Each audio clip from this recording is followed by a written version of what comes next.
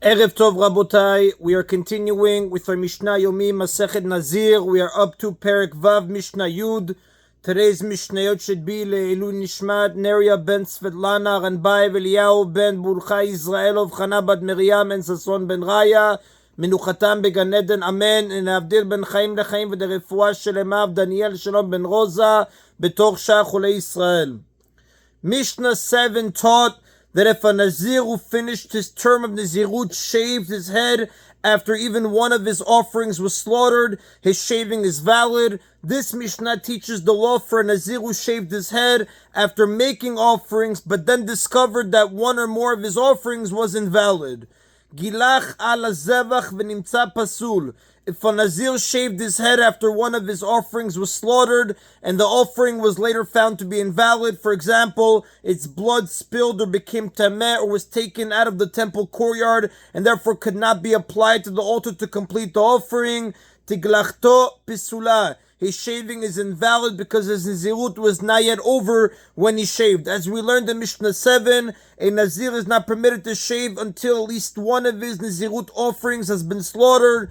Since in this case that offering became invalid, it is as if he never brought the offering. If so, his Nazirut was not yet over when he shaved his head. Accordingly, he forfeits 30 days of his Nazirut, the same as someone who shaved in the middle of his term, like we discussed in Mishnah 3.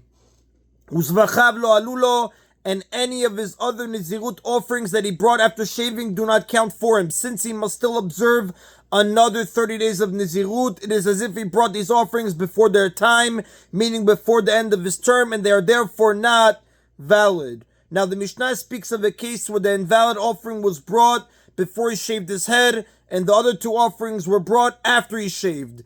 If, however, even one valid offering had been brought before he shaved his head, then the shaving itself would be valid, and he would merely have to repeat the offering that had become invalid.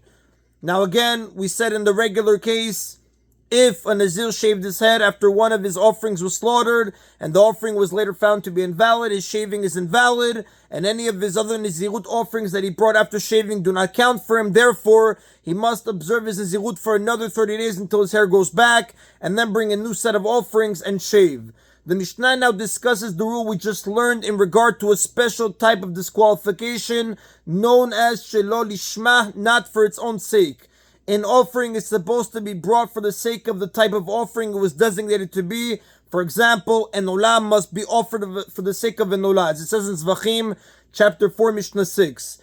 If it was made for the sake of another kind of offering, for example, if an olah was offered for the sake of a shelamim, the owner does not fulfill his obligation with it and must bring a new offering. Nevertheless, the offering itself remains valid despite having been offered improperly. This means that its sacrificial service is completed, the parts that are supposed to be burnt on the altar are burnt there, and the meat that is supposed to be eaten is eaten. It is only that the owner did not fulfill his obligation with it.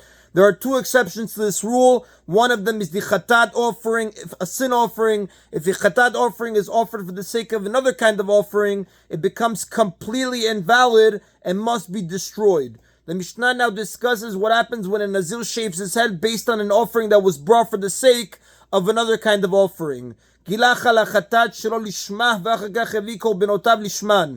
a Nazir shaved his head after the chatat was slaughtered not for its own sake, for example, he slaughtered his chatat for the sake of a shelamim, which makes the chatat completely invalid, and then after shaving his head, he brought his other offerings for their own sakes, meaning he slaughtered the olah for the sake of an olah, and he slaughtered the shelamim for the sake of a shelamim, tiglachto pisula usvachav lo alulo. His shaving is invalid, and his other offerings, the olah and shelamim, do not count for him, like we learned earlier in the Mishnah. Since he shaved after offering the chatat, and the chatat was invalid, his shaving was also invalid, and so too were the offerings he brought afterward. This case is just an obvious example of the ruling that we learned earlier, and is not really necessary. The Rav explains it was stated here as an introduction to the dispute over the next case. Now again, in this previous case, he shaved after offering the chatat improperly. The Mishnah now discusses the law where he shaved after offering the olah or the shlamim not for its own sake. Now there's a big difference between a chatat offered not for its own sake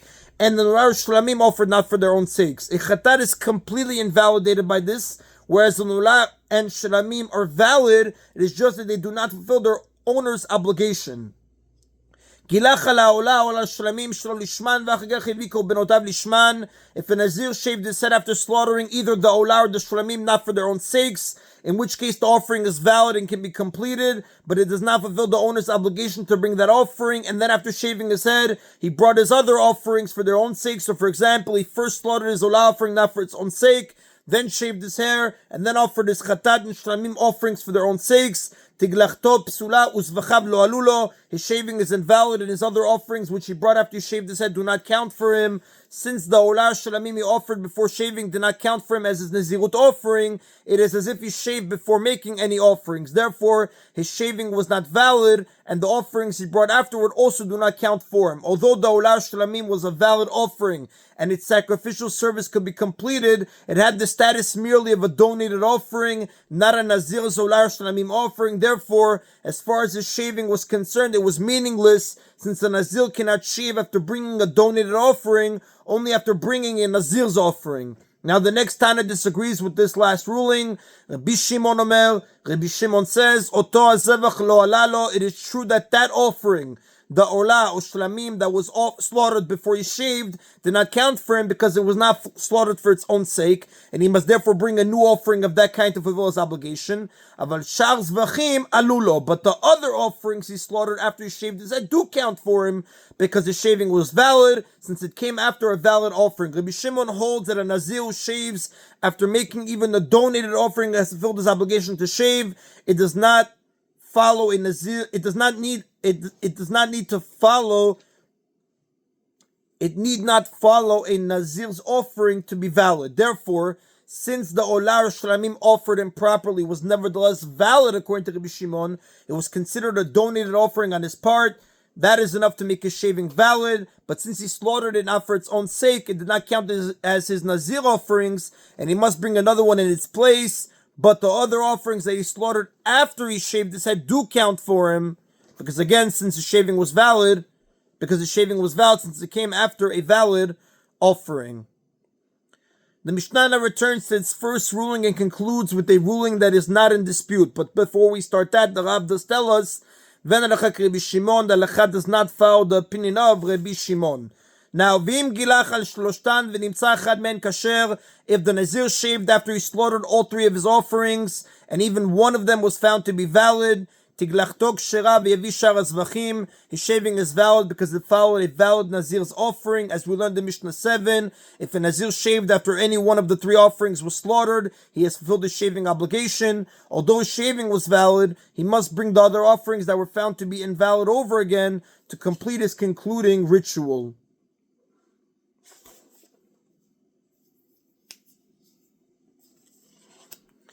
That is then of Mishnah Yud.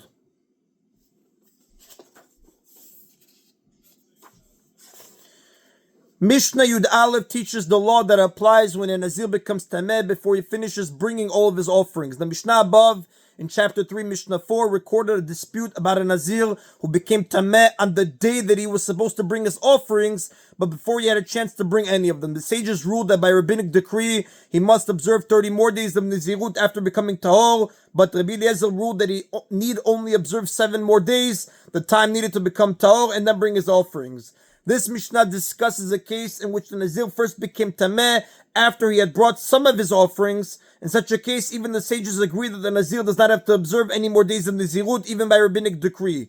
The decree was made so that people do not confuse becoming tameh on the last day of the term with becoming tameh on the day after the term ends, the day on which the offerings are supposed to be brought. Once some of the offerings have actually been slaughtered, no one will mistake that day for the last day of the term, and the dispute in our Mishnah concerns only the validity of the offerings that were brought before he became tameh. If a Nazir who had completed his term began bringing his offerings, and the blood of one of his offerings was thrown on the altar on his bath, and he then became tameh before the blood of the other offerings was thrown on the altar, Rabbi Eliezer Omer soter et hakol. Rabbi Eliezer says he forfeits all of the offerings he made that day. Now he does not forfeit any days in the Zirut, only the offerings he made earlier in the day. For example, if all 3 offerings had already been slaughtered, but the blood of only one of them had been thrown on the altar, all 3 are disqualified. If the other 2 had not yet been slaughtered, they can be used later when he becomes tahor. Now, even the one who's, like we said, Rabbi Eliezer says he forfeits all of the offerings he made that day, even the one whose blood had already been thrown on the altar, and when he becomes Tahor again, he must bring a new set of offerings. Now, Rabbi Eliezer follows the view of the Tana Kama in Mishnah 9, who holds that a Nazir may not become Tameh to corpses until all of his offerings have been made, and he has finished the entire concluding ritual. If he becomes Tameh before then, he must observe his Nazirut for another 7 days until he becomes Tahor and can complete the ritual. So as a result, the offering he already brought and completed before becoming Tameh is treated as if it had been brought before his term of Nazirut ended, and it too must be brought again together with the rest of his offerings. But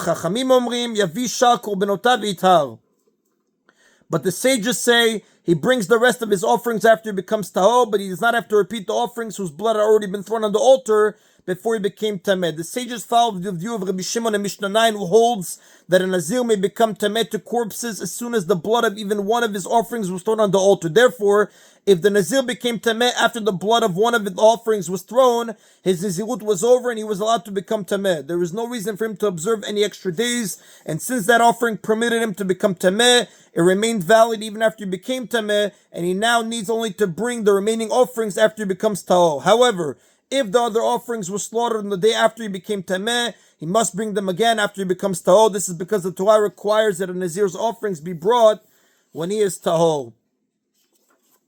Now the sages tell a story that supports their view. Amrulo, the sages said to Rabbi Eliezer, Maaseh b'Miriam atarmodit shenizrak alea echad min adamim. An incident happened with a Nizirah by the name of Miriam, the Tarmodit. She was from a place called Tamod, who had begun to make her Nazirut offerings in the temple. The blood of one of her offerings had been thrown on the altar on her behalf. Uba'u v'amrula al bita she'ayta misukenet. When people came and told her that her daughter was ill and in great danger, v'alcha u'matza shemeta, she immediately left the temple and went to see her daughter and found that her daughter had already died. She therefore became Tameh by entering the house. This happened before the blood of her other offerings was thrown on the altar. The sages of that era said, after Miriam the Talmudit becomes Tahor, she must bring the remaining offerings, but she does not have to repeat the offerings whose blood had already been thrown on the altar. And this supports the opinion of the later sages who dispute Rabbi Eliezer, and the Rav does tell us, the Halakha does follow the opinion of the sages. And that is the Nabotai of today's Mishna Yomi. Baruch Adonai Le'olam. Amen v'amen.